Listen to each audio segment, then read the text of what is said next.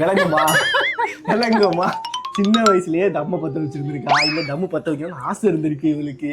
ஐ smoke only PT. நான் வந்து சின்ன வயசுல வச்சிருந்தது வந்து இங்க ரெட் கலர் இருக்கும், இது வந்து ஆரஞ்சு கலர்ல இருக்கு.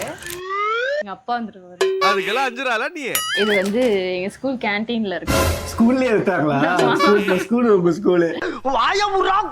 பேரு சிகரெட் சாக்லேட்னு தான் சொல்லுவோம். ஃபேண்டம்னு ஒரு பிராண்ட் இருக்கும், அந்த பிராண்ட்ல தான் எங்க கேண்டீன்ல வந்து விற்பாங்க. அதே மாதிரி இதுல போட்டு வச்சிருப்பாங்க. இப்பவும் இதை யூஸ் பண்றாங்க கேண்டியால. இத வந்து ஓபன் பண்ணிட்டேன். நீ சாப்பிட்டுருக்கியா அது சின்ன வயசுல? இது இந்த வைக்கல, இது இப்படி பிரிச்சு இதை எடுத்து அப்படி வாயில வச்சோம் அப்படின்னா அதுல வந்து ஒரு பெருமை.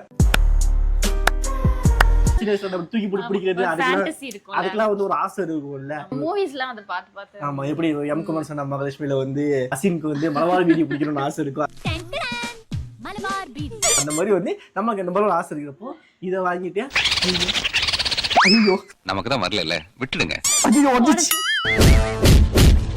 ஒழுங்கா அப்படி கடிச்சு அப்படியே அந்த மாதிரி. மோஸ்ட்லி நான் இப்படிதான் யூஸ் பண்ணிட்டு இருக்கோம். மலாக்ல உனக்கு பிடிக்குமா?